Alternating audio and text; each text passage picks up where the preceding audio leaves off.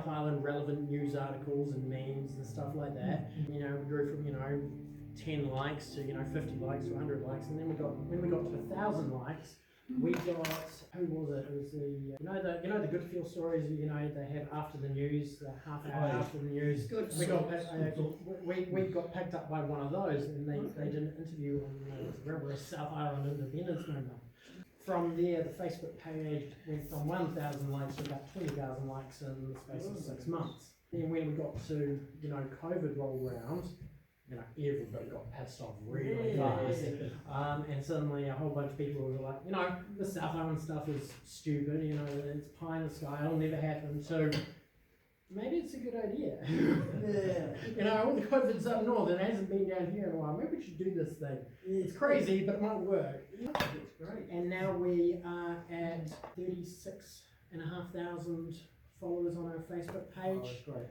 It's a bit ironic when I've been this fringe guy out on the edges going we should actually cut it. So we've got more followers on the Facebook page than the Conservative Party or New Zealand First. The point in time you get more me running this by myself with more followers than New Zealand First. It's you start to think about it a little bit. It's just like maybe this is actually going somewhere. And that's kind of been my story. Is I've gone over the last 9 years talking to people about it, and I wanted to have that discussion, and I wanted to get that discussion a bit more mainstream. Because like I said, whenever I've done street polls, 8 out of 10 people are like, yeah, so when are we doing it?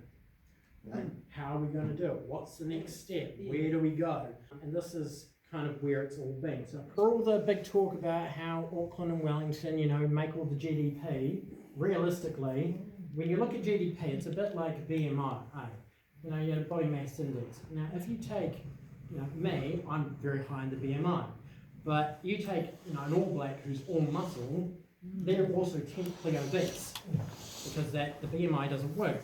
The same as with GDP. GDP doesn't actually tell the story that people think it does.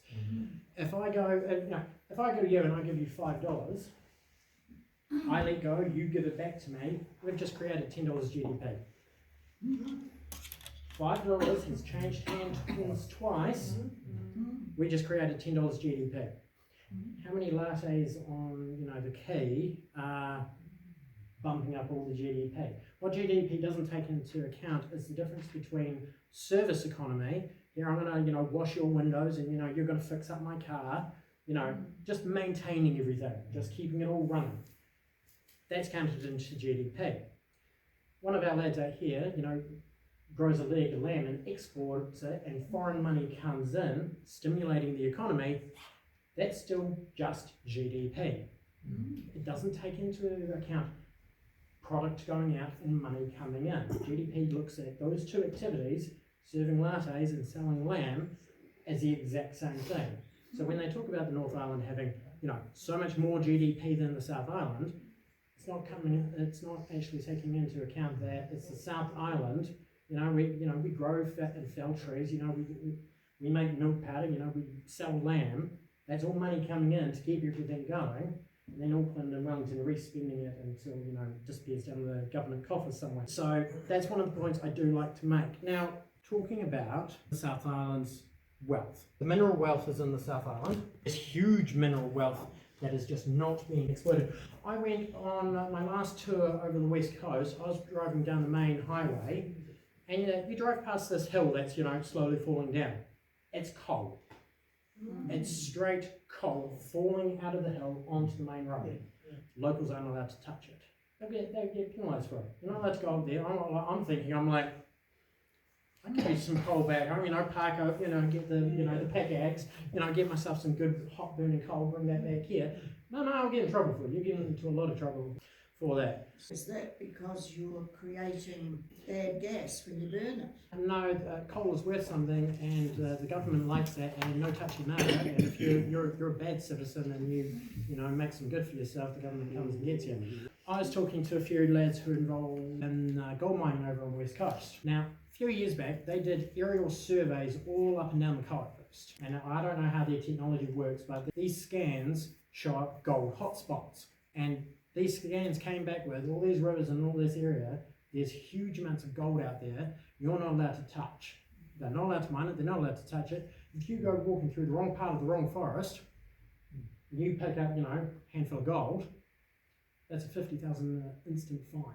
You just go through, and they said in some of these rivers there are still lugs of gold out there, nuggets of gold the size of your fist, and we're not allowed to touch it. So our west coast is, it's predominantly dock land, and government's buying it all up and kicking people off. There's so much gold, there's so much wealth, there's so much coal, iron ore. Let's not even touch the uranium over on the west coast. There's that there too. This is the thing, is we're not allowed to touch it. The all-important PowerPoint, unintended. That blue graph on there shows power going to and fro over the middle that we will talk about. Now, one of the things you'll notice there is there's a red point on there. That's power up north coming back down south. So what's happening there is, the South Island's not pulling its own weight. No, that's South Island power that's gone north that they can't use, and they send it back down. We have the power, and the North Island doesn't pay for a dime of it. Yes, we've all got line charges, and we all pay for that. But the South Island power is all coming. Do you guys remember there was a story about some sheep that was in the wrong paddock and chewing on a wire, and suddenly Auckland went dark for 2 hours? It was a couple of years ago, and all the hippies on their phones were all freaking out because there's no cell phone reception. But that's how sensitive the power situation in New Zealand is. There's another article where somebody was trimming the hedge, and they were trimming over the hedge, and they snipped a wire, and another part of the country went out. Auckland and Wellington don't pay for it. If we shut off the dams, if we shut off the cable, all that goes goodbye. They don't pay us for it. We do. If their power bill hasn't been high enough recently. In the South Island independence movement, there's always the quip of cut the cable. It's a great idea. Realistically, we're just going to put a meter on the damn thing and charge we don't have to be silly about it. 1 cent a kilowatt that goes over, we'll make a bit of coin there. There have been South Island independence parties and South Island parties that have come up and gone around. No one to date has ever actually got all the information in one place explaining the core argument. Nobody's actually gone out and got the data and gone, what's going on. Nobody's compared the price difference between the North and South Island. And certainly nobody's got the information on what it is actually costing the South Island to stay part of the North Island.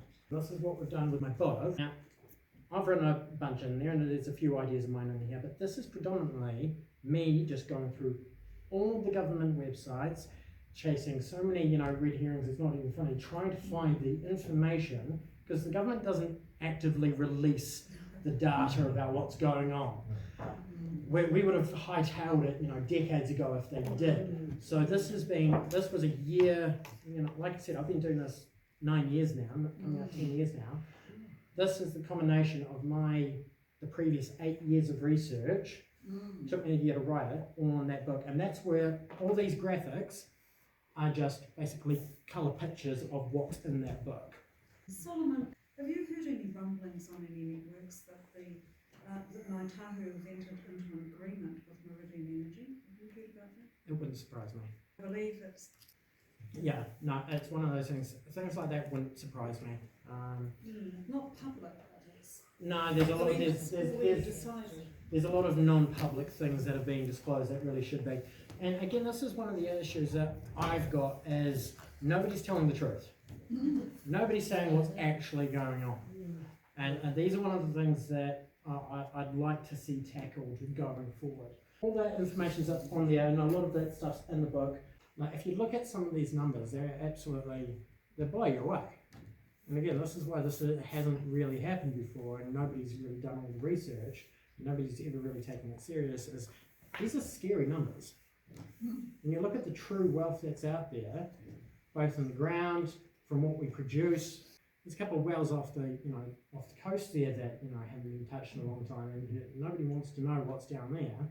I read a news article that came out that was then pulled by the newspaper, because I found it, read it, thought it was brilliant, went back to it, and page not found. And the wealth out there, it would have added, I think, $10 billion to the South Island economy. 15 billion. And that same seam, which we could drill offshore off Oamaru, yeah. It actually begins up country on the other side of the river here. and we don't need to go to sea to drill it. We can tap into that oil and gas just up the river here, right? There we go, yeah. $15 billion. There you go. Well, I didn't know that part about it actually coming up here. You know, that makes The things sea easier. starts up here and it runs offshore. Cool, we don't have to go for a swim. I love this.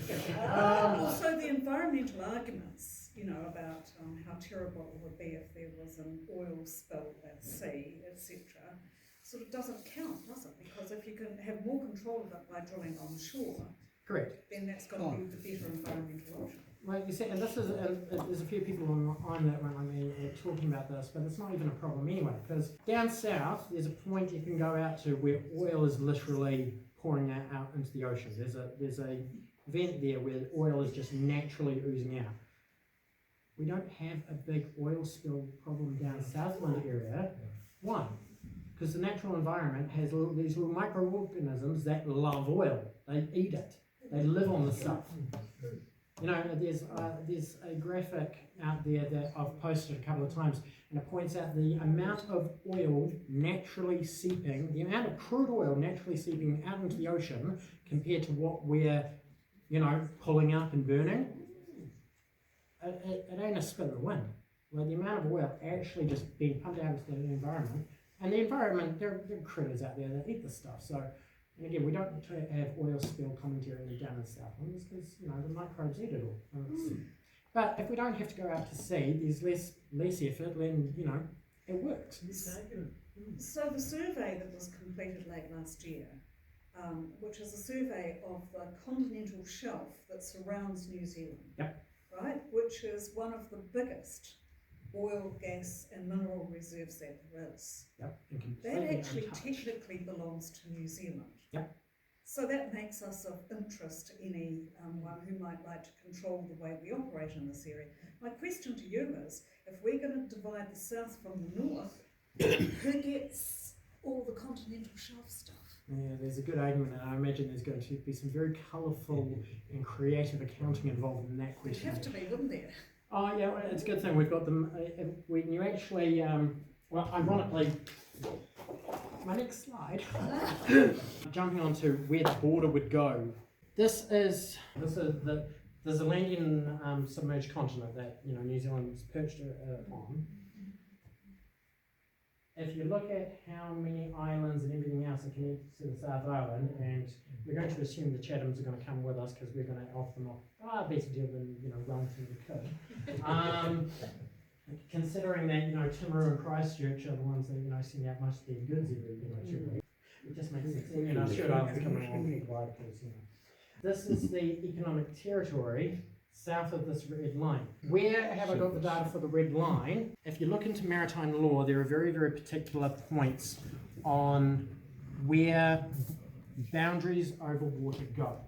Going from what islands come with the South Island, etc., a lot of what you're talking about, the lion's share is on the South Island purely because, just purely by the fact that the South Island is the mainland by quite a centile, and we have most of the islands around us, and by rights we have claim to them. The only exception there is the Chatham Islands, and like I said, I'm mates with a few of the lads over in the Chathams, and that, you know, you offer them anything more than what they're currently getting, they'll come this way. Namely, just allow them to keep the money they get off all their endeavours over there. You lads are working hard over there, you guys are looking after it all, keep your bloody money, we don't want it anyway, you just come with us. And they'll jump at the chance. But no, as far as what you're saying goes, the South Island has the lion's share just by the size of our landmass. So that continental shelf is surveyed, finished, with the surveying being finished towards the end of last year. That extends really close to Australia. It huge. Does. So the Zealandian continent that, you know, South Island, North Island, up to New Caledonia is perched on, is the lost eighth continent of the globe. It's absolutely huge. Australia doesn't quite look so big when you actually look at it. Playing on that, I'll get to it in a little bit. We're in the southern portion of it, you know, so we're in the southern half of Zealandia. Yeah, so in essence, what we're talking about is quite substantial. It's not a small task, and with any small task, you've got a few demands, and this is kind of what I've thrown together. South Island needs autonomy.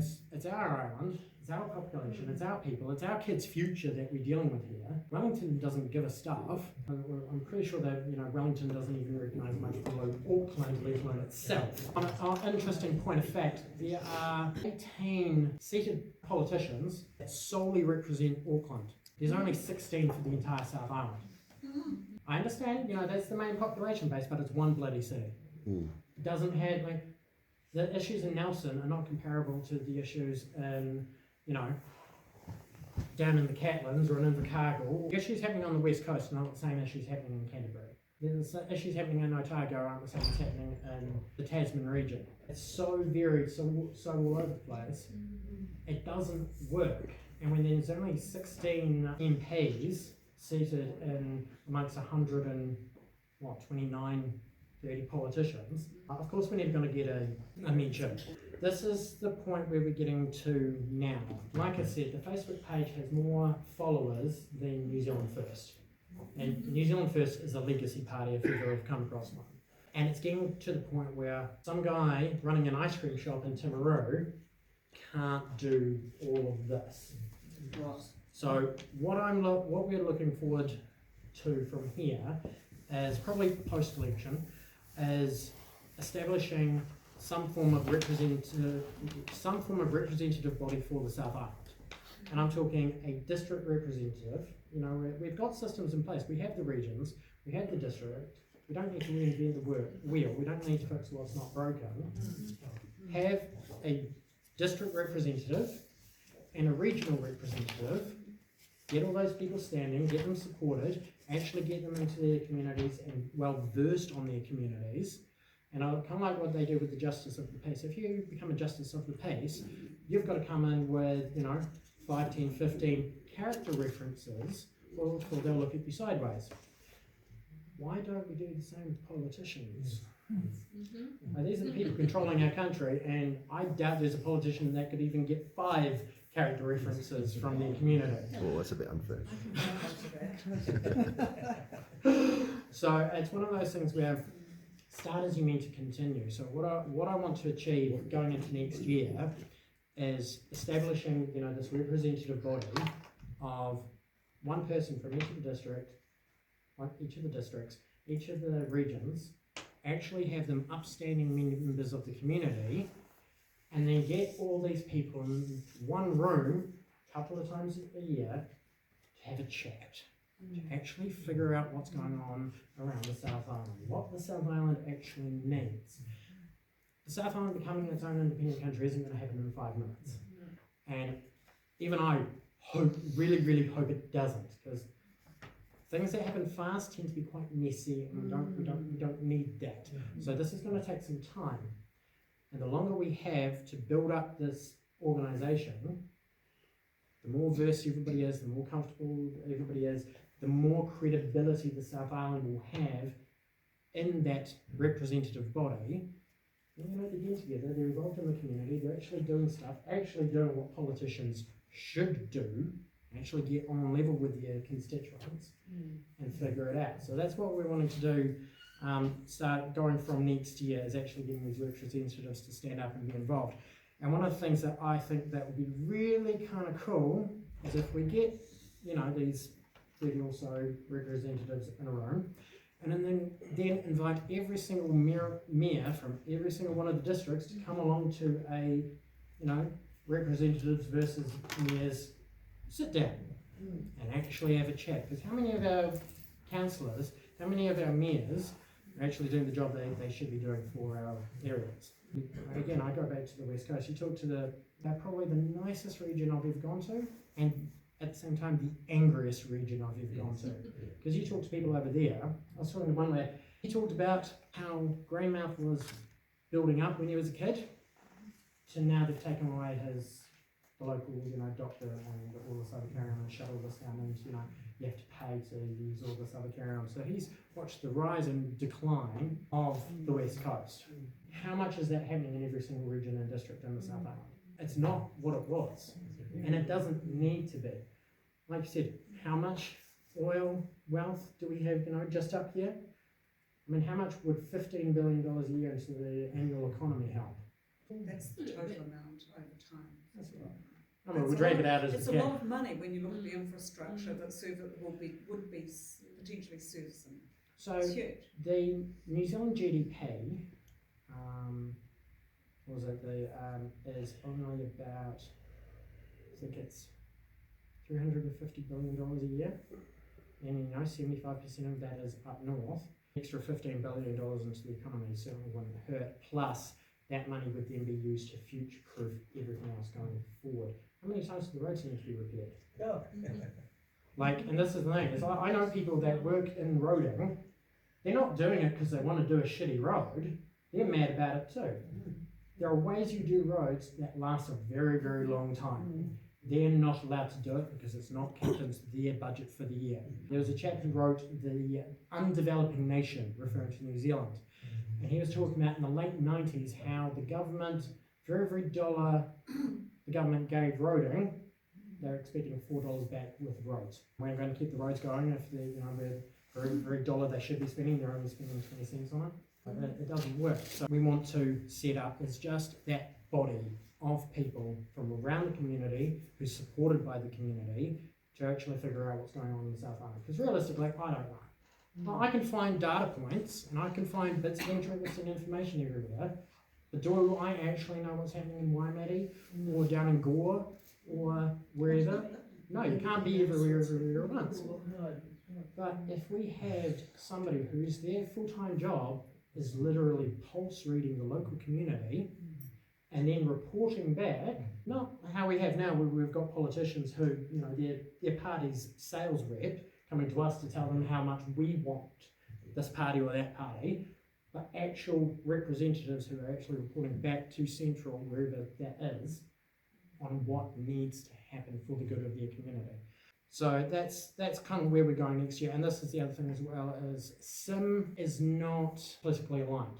That's one of the other things that I do put out there. I'll come and talk to any group, and I have. I have meetings with Labour voters in Christchurch. I have meetings with national voters out in the sticks. Obviously, talking to you guys, this isn't about which party you belong to. That has nothing to do with it. Because realistically, if the South Island has its own independent parliament, we're going to have left, right, middle, square, around the table, all there anyway. And we need that. We need the perspective. I've got a chap up in the Tasman area. He's very, very left-wing. But he cares. He's not in it for this or that or whatever. He genuinely wants a good society, and he believes that those policies are what will bring a good society. I need him in the mix, because there's going to be this guy over here that goes full austerity on everything. You need that balance.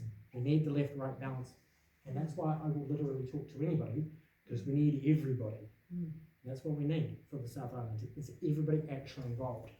If you look us up, we do have a newsletter and support form on there. Like I said, you don't need to be involved, but a lot of these graphics I would have liked to show you. But just to give a reference, because a lot of people talk about, there's only 1.2 million people in the South Island. It's too small to be a country. And New Zealand as a whole, it's a very small island. The hell it is. So, in this graphic here, you've got Bahrain, you've got Cyprus, and you have Estonia. What's that represent? Is that the Chatham Islands or what? So Chatham Islands are over there. All right. That's the size of Cyprus in comparison to the size of the South Island.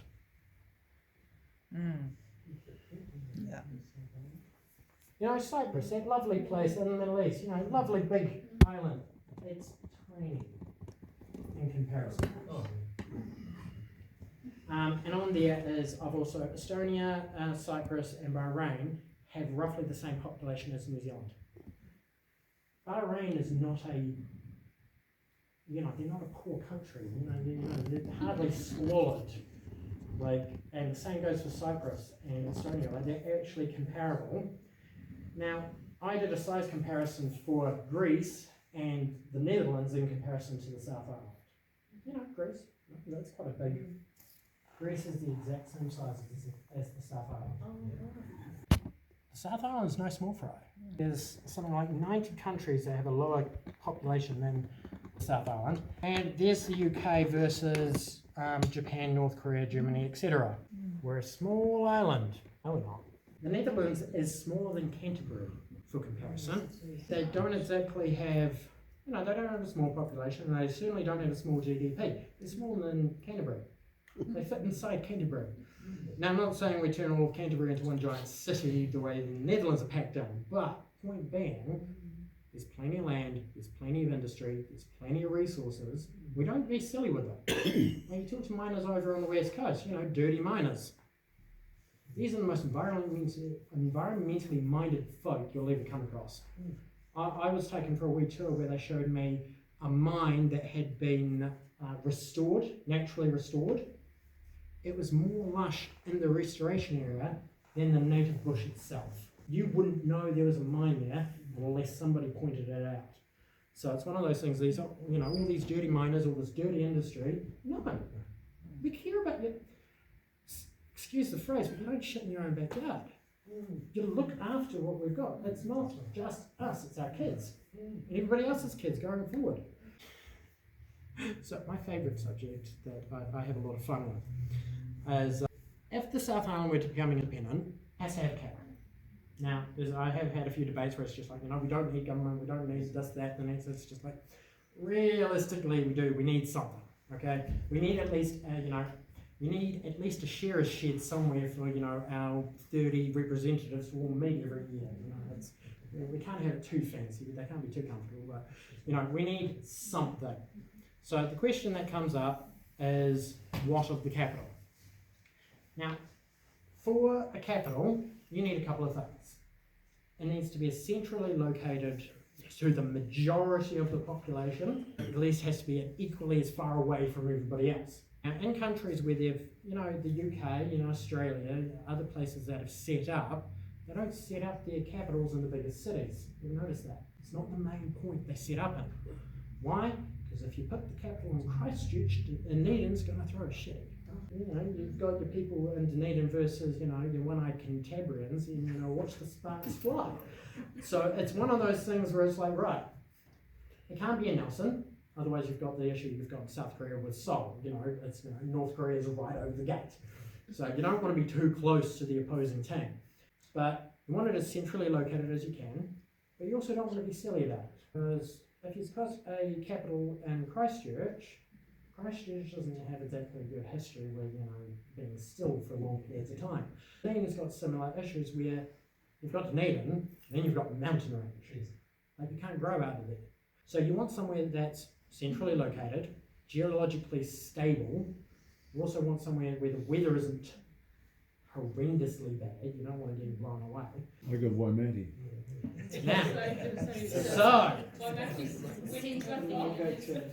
Now, one of the other issues is you don't actually want it next to the ocean.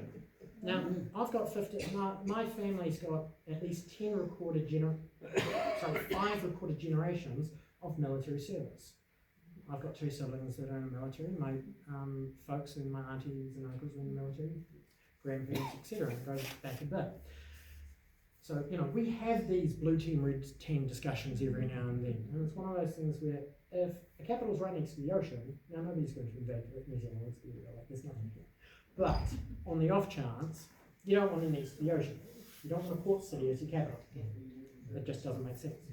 You also want somewhere that, like I said, all the precursor regions, issues, but you also want it somewhere that's close to large amounts of power supply, large amounts of fresh water, and the sweet spot on the South Island is somewhere between, ironically, Waimate, Te Pātau, and Geraldine.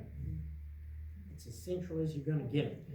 Now, I found a cool weed spot, and probably everybody else has also found it. What's up the road? We've got an absolutely massive hydro dam scheme right up the road. Where's all that water going? Out to sea. Into farms. How many? Oh, there's a lot that goes out the water.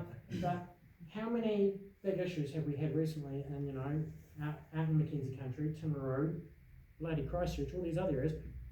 They're drilling the bores deeper and deeper and deeper, and the water's getting, you know, the water's not there anymore. You know, bores that used to be, you know, just 10 metres down, they go a lot further down than that. All that water that's just going out to sea, why isn't that, you know, if we were anywhere else in the world, that would be piped through. Not a problem. We shouldn't have water quality issues. We shouldn't be getting council notices, you know, the water's not good, boil your water, because, you know, we stuff something up. There's a lot of fresh water there. There's also a hell of a lot of power out there. Now, if you're going to have a capital, where do you want it? Somewhere with water, somewhere with power. Other side of the Hunter Hills is the Hakatera Valley. Now, a lot of people don't like the idea. I've had a few pros and twos and fro's with a couple of people that live up there. A couple of them are like, yeah, let's go. And then a couple of the others are like, okay, we'll have a chat, we'll figure it out. But it's as central as you can get. It's naturally protected. Worst thing you're going to get out there is too much snow every now and then. But the river's there, the water's there, and this is one of the other graphics we haven't quite set out, but it's all there. There's one main in, you know, there's a couple of outs on the other side, but there's one way in, and it's equally as far away from everybody. It's also, funnily enough, you can fit all of Auckland City inside of the Hakatera Valley with room to spare. It's huge. It is massive. That is a Google Maps shot taken from the exact same elevation, Hakatera, Auckland. Wow. It's centrally located. It's a natural, you know. How close to the fault line is it? I So- don't know anything about that, but I think he's That's a thought good there. question. So this is the other graphic. Here's the fault. This is subsidy, like ground movement. And so on the far left is the volcanic map of the South Island. The fault lines, age of ground and type of ground, and geological movement chart. there's a fault line on this one here. That's the fault line there. Okay,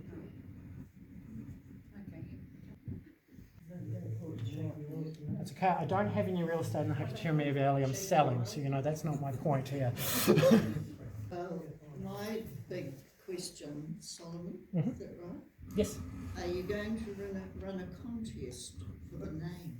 So For the name of the South Island. So- What we're going to call The it. new country is it's going to be South Island. that's a hot topic that I'm just like, New Zealand. no touch, you can't get mad. New or Zealand or Island? So there's. Sorry, that's Oh no! Yeah, it's a fun topic. That was Things a like layer to your the own. name of the country, Next whatever the name of the Big capital is island. going to be, the flag, the national anthem. These are all things. You know, I've got ideas, and me personally, I like my ideas. They're my ideas, but that's not how this works. So all this is going to have to be put out to the public at some stage, and it's just going to have to be voted on because everybody else is going to have to figure this out. But yes, no, there's a few names that come to mind. So, you know, we've had Mainlandia put forward as an option. You know, I had one guy over in Queenstown who's like South New Zealand, or New Zealand South, and I'm just like, okay, can we get a little bit more original than just adding on words to the name? But it's, yep, that's the my name for the South Island. I get my tongue gets tripped over every time I ever try to pronounce it, so it's yeah. But as far as, and this comes on to that next point. What do you want in a capital? Genuine questions. What do you want from a capital? And it cannot just be a place where you throw all the politicians to watch them mud wrestle. Supreme Court. Very cool. Good Nice big libraries. Museums. Basically, Archives. a place that your citizens want to visit. Your capital should be the place where everyone goes to see the highlight of everything your country has to offer.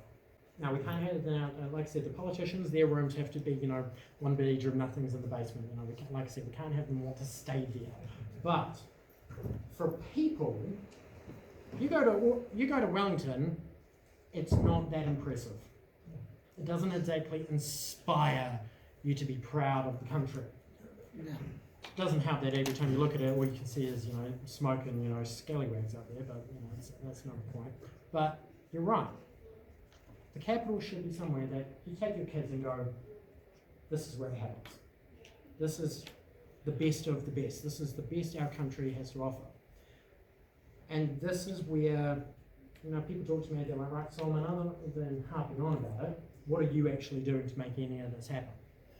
So, I suppose touching on the question of what the name was, so I've got a shop in somewhere called South Zealandia, funnily enough. And that's my efforts.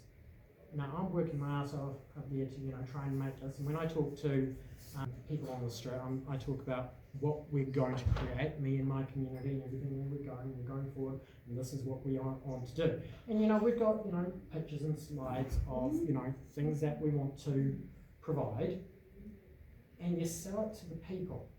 Because this is a big job that we're talking about. Like, this isn't just going to happen, and this needs the entire island behind it. So you actually want to inspire them. There's a passage in one of the old books where, for lack of vision, the people perish. What vision does New Zealand have? I can't think of one. And it's one of those things where the country has no vision. What inspires you to be proud to be a New Zealander or a Kiwi? I scratch my head, I'm not actually sure anymore. But if you talk to the people about, because like I said, I show this to the kids and the people and the adults I deal with in the Timaru. Like I said, it's an ice cream shop with bits of everything else going on. But they get excited. Why? Because when I was growing up, I was fed a healthy diet of we're going to fly to Mars and we're going to take on the solar system. Or we're going to build cities at the bottom of the ocean and we're going to do cool stuff. And that's what I grew up on, and being inspired on what humanity was going to do next. None of that has clearly happened.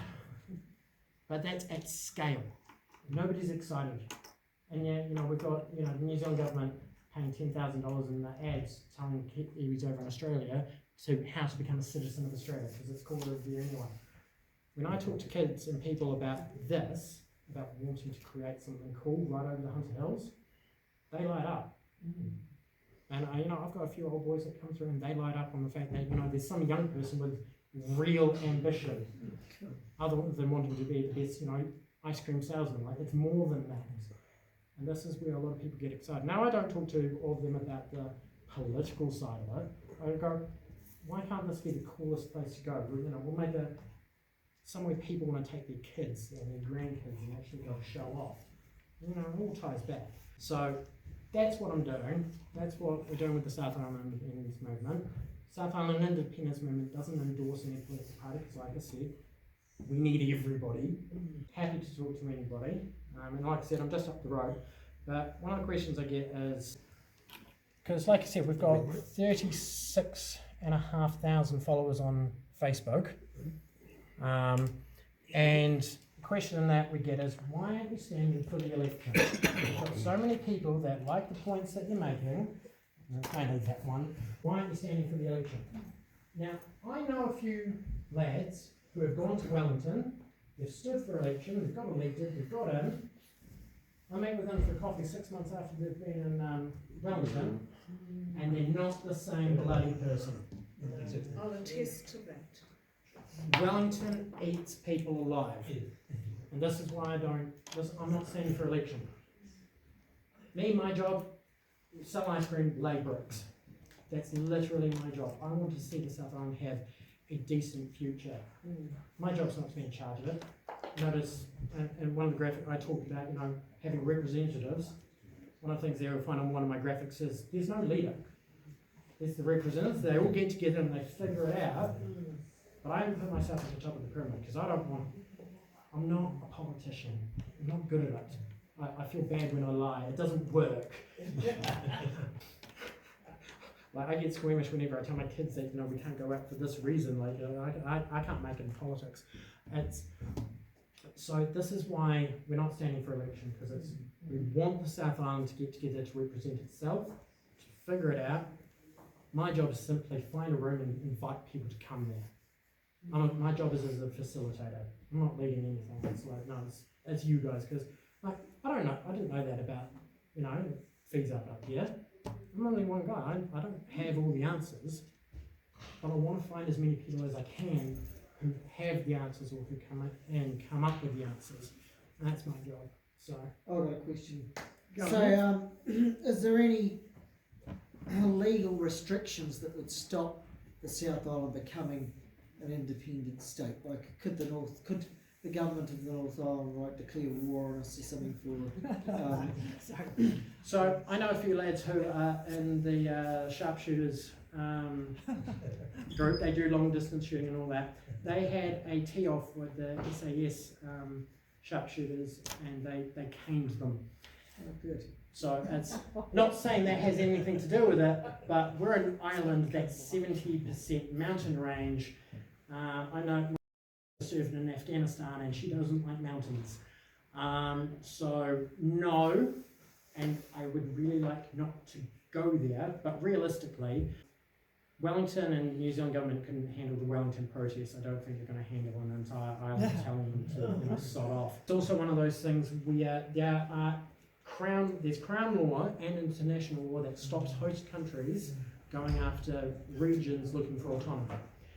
These laws were set up as a middle finger to the USSR when they fell apart, so the UN put lots of rules in place that said, your regions are breaking off from you, no, you're not allowed to touch them.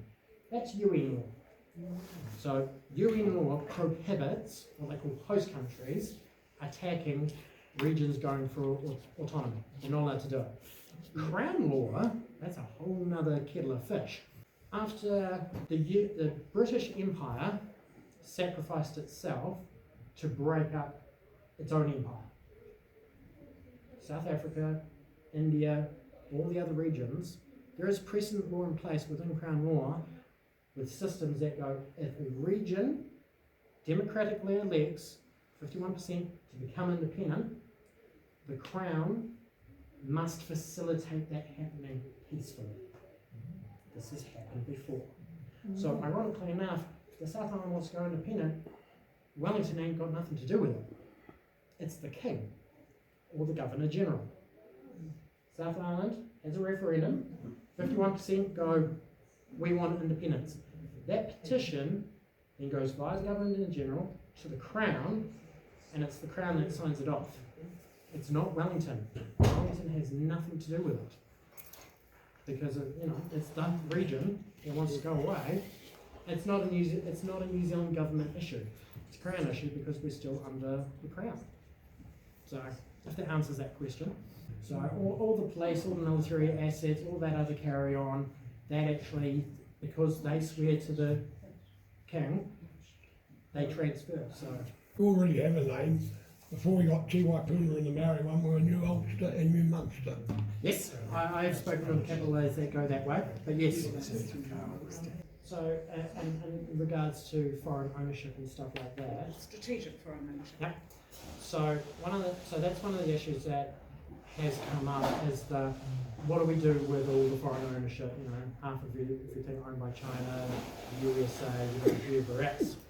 In Thailand, I think it's Thailand, there's a whole host of countries. If you're a non-citizen, you can't own jack. There's a couple of countries where if you want to lease some personal or commercial property, there has to be 10 people's names on that lease who are all native citizens just to get a lease, for you to get on a lease.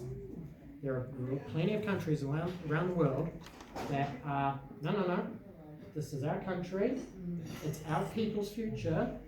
You can come here, you can stay here, you can do whatever, but unless you're becoming a citizen, you're not allowed to own anything. I would be I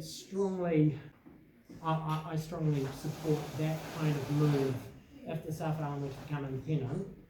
If you're not a New Zealand citizen or if you don't live in the South Island, what real say do you have to that? Now, don't get me wrong, there's going to be some lovely lady over in the UK whose holiday batches in the South Island, and that's not great, and we'll have a discussion at the time. But foreign corporate ownership of New Zealand land resources infrastructure I don't like that, and I don't like where that's going, especially around areas like that. So the proposal that we would put forward is, it's going to be a while before the South Island becomes independent, but once the South Island declares independent, groups have, 2 years, 5 years to sell up and get out, or those assets go to auction to South Island citizens.